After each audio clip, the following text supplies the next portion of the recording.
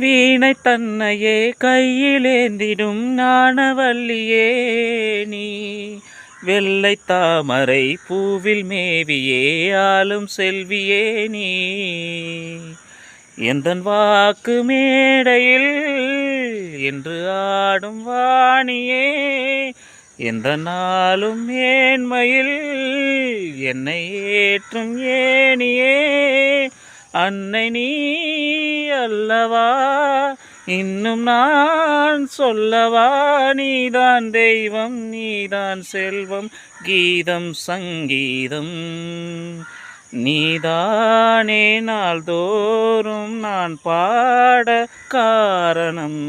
நீ எந்த நெஞ்சோடு நின்றாடும் தோரணம்,